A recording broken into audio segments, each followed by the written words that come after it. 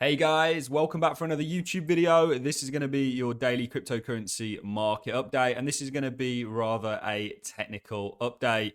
We know that this has been a pretty dramatic and spectacular 2 weeks for the crypto space. Really dramatic more than spectacular and chaotic more than anything else. But we're going to kind of take a look at where Bitcoin is. This is going to be technical because we're going to really be looking at the dollar as well. We're going to be looking at equities, and we're going to be looking at the relationship between these and Bitcoin. I also want to, we've often look, and what we do as people that analyze the markets is we often look at prior market cycles and we try and see if there's any comparables or any sort of similarities with where we are today. And there are indeed, and we're going to look at that. And this is something that we highlighted before we had this spill, is that you were in a very sort of dangerous and similar territory. The MA that I'm using here, moving average, is the 30 on the weekly. It's a great moving average. I certainly like to use it. I think it gives me a relative understanding of where a market is at a particular point. So is it a bull market, bear market, trending up, trending down? On a broader, certainly on the weekly, I think it's very useful. Anyway, we had said that it's eerily similar what you did over here to what you were essentially setting up over here. And it has indeed played out. And we're going to look at this because potentially, this is not over. And we do not believe it is over. We think the macro conditions dictate that liquidity is going to continue to get sucked out of the asset classes. And we also think that, just looking at Bitcoin technically, this is something that I did a whole video on, talking about potentially the possibility of a sub 10K Bitcoin. And we were looking at the MACD, and it's something called the Death Cross, rather dramatically named. But the name is actually quite fitting because it implies what is coming around the corner. So when you have one of these crosses, and this is the MACD 3-day time frame, you can see that essentially what happens is the market sells off. And we've just recently on the whole FTX sell-off had one of these. Does that mean that we're going to see a repeat of history? Potentially, but we'll talk about it all in this video. There's not really, I don't really want to go over much news. This is just some stuff that I've been looking at. The UK finance minister has now announced a new sort of tax plan. This, is obviously going to affect the dollar, the pound, which will affect the dollar. Binance CEO, there's lots of the sort of Binance and FTX back and forth taking place. I don't really know. We'll get this out of the way very quickly, guys, and then we'll get into the technicals. This is going to be a technical update. But I don't really, is Binance innocent in all this? I suppose that's the real question. As far as I saw it, okay, there was going to be already problems there, and maybe CZ foresaw a lot of what was coming down the road and wanted to, get some of that liquidity out of FTT or whatever it was. But it was really when he tweeted that things started to go a little bit pear-shaped. So that makes me think, is he innocent in this? I don't know. I do actually quite like CZ, so I'm not going to speculate on it. But not really a great, deal of news. This is an interesting one that is probably relative to what we're going to talk about. The global stock market rally could be about to meet a recession reality. So this is what I think. I think that, okay, we've seen a lot of contagion in the crypto markets, but we've not seen a great deal in the traditional markets. Look at it coming and hitting its head off this 30 MA.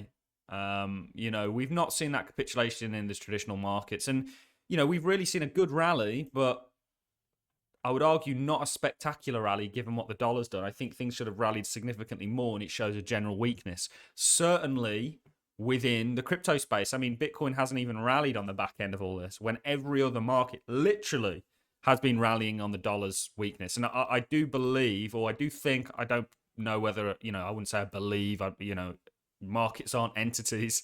But you can see that in 2001, we potentially had a similar thing take place. And I think just because this sell-off's been that harsh, doesn't mean that this is now a trend turning around event. It could just be a pullback in what's already, or an overextended and over-exaggerated pullback in what's already been an overextended and overrated and sort of overrated rally, if you will. So that potentially is on the cards, and Bitcoin's done very, very poorly. I want to just show you this with Bitcoin. Yesterday again, go check out the MACD indicators. By the way, there's no silver bullets in predicting where the market's going. By the way, it's all about you essentially being able to determine You're the determining factor in whether you make or lose money in markets. But I want to show you this. You know, we had compared, and we can find it on my Twitter. For those of you that aren't following me on Twitter, guys, it's at Real All In Crypto.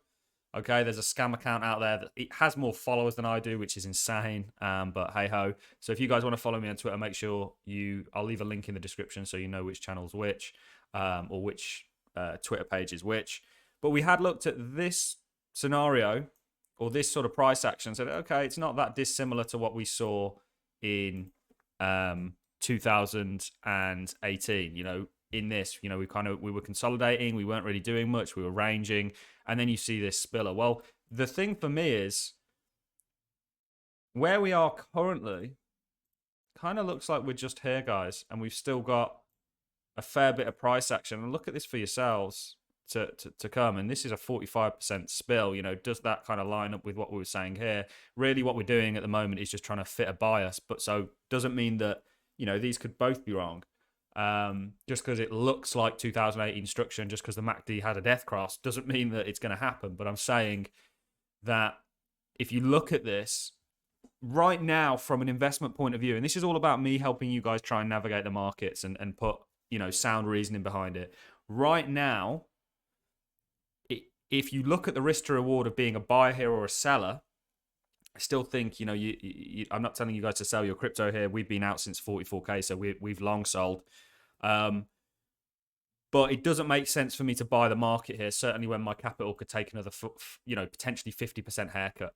For me, it's all about preserving a part of capital that I've very much spent a long, hard earned time, you know, sort of building up, and I don't want to buy into a market that could roll 50%. And if Bitcoin does that, I'm not saying it's going to, you know, to be honest with you, I think 12K is going to be a very, very strong level.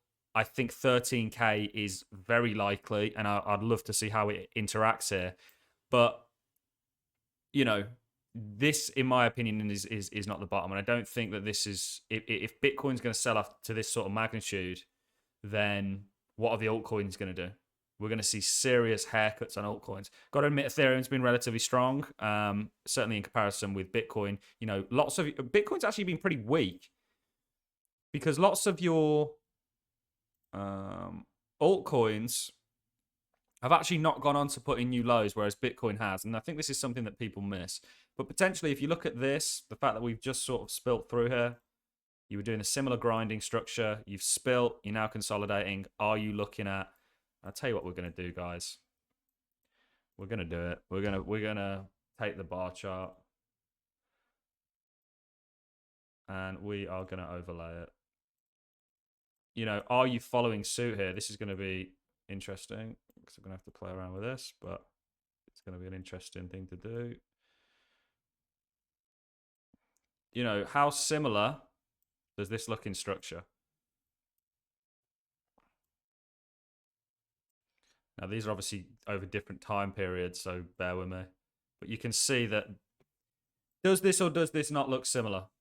Again, just because it looks similar, you don't want to bet on something because it looks like something that happened before. You know, there has to be a whole sort of other array of reasons why this may take place. Now, remember that the timescales and the percentages are going to be all off because I've taken the bar chart from over here. So I'm not calling for it to go to 4K. You know, is it that out of the realms of possibility that we do something like this?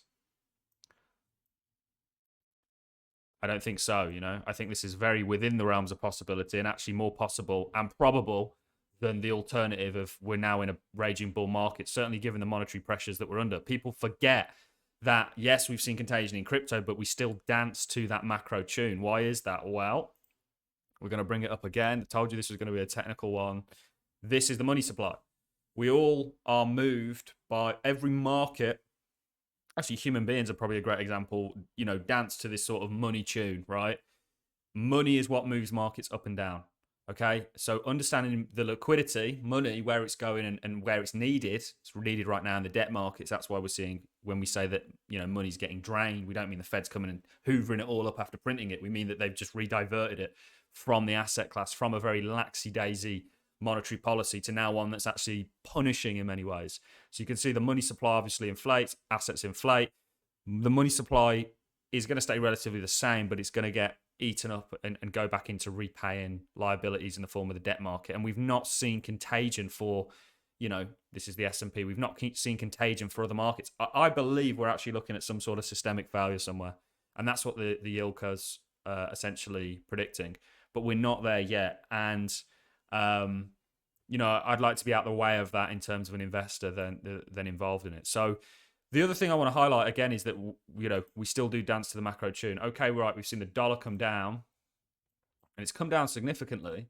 But if we take a look relatively at the S&P, let's pull up Bitcoin, let's do the NASDAQ. And what else can we do? We can even do gold. We can pull up the Dow. Now this is just a mess, right? Let's do it one by one. So I'll put them all back on. Okay, what did we get rid of? So this is the S&P in relation. S&P rather confusingly in orange. Put it in red. You can see what the S&P's done, right? S&P's really benefited from this dollar weakness. Pretty much at the exact same point. This is what's concerning me with crypto right now, and which is why, okay, yeah, we've had this low, and people are really eager to buy up the fear. I don't think you should be buying up a market that looks weak like it does. This is Bitcoin, just to put things into prospect, and it's actually, to be fair, almost underperformed on a number of times now, and it's supposed to be a high beta asset. It kind of shows a lack of involvement to me. This, of course, will take the S&P off. Okay, this is, what is this we've got here? The NASDAQ. It's gone up. Let's do the Dow, which has absolutely killed it, by the way. And then let's bring gold back up. I'd like to put gold on here just to show you, across assets. So gold's also in purple nicely. You can see what gold's done. Can we even put things like oil on? And we know why. Okay, so that's not going to work, is it? Bear with me, guys. Where we got crude oil. Okay, crude oil is actually, that's not too much. Bitcoin's almost acting like crude oil, more so. But generally, things have gone up during this dollar weakness, and it's been pretty severe dollar weakness given how just overextended this rally is. It's kind of not out the realms of possibility that this was on the card, certainly running into 2001's historic levels. So that's a real concern for me. And I think, okay, well, what happens now? The correlation continues. If the dollar actually turns, I don't think it's going to do something like that. I don't really know what it's going to do, to be honest. But I do think there's every reason for this to get support and continue going higher, certainly against a basket of other currencies. Well, is Bitcoin going to continue to roll on that? Because we know the stock market's very likely to do so. And for me, get rid of all these now.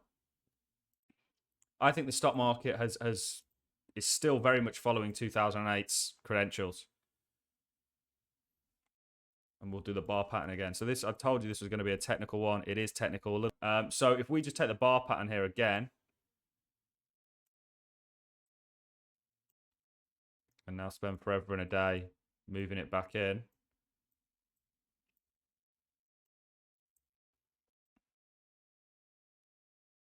Get a lot more overextended. You can see that you're not too out the realms of possibility of, normality for how the stock market reacts. It always has these kind of bounces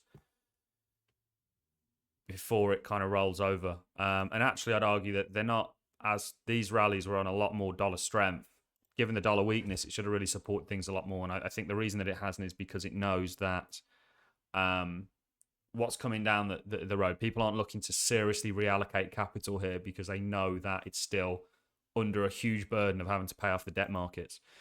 So to summarize everything, guys, it's been a long video, or a longer video, but one that is important, and you're getting information here that you just won't find really elsewhere on YouTube. But the more we look at things, the more that things continue to look like downside. A little bit doom and gloom. The good news is crypto will recover, and it will not only survive but thrive. We've just got to get there first, and we've got a little bit more pain to come, I think, before we can potentially start to look for entries and get excited about being crypto investors again, because ultimately it is very exciting, and I think it offers a once in a lifetime opportunity for those that are willing to capitalize on it.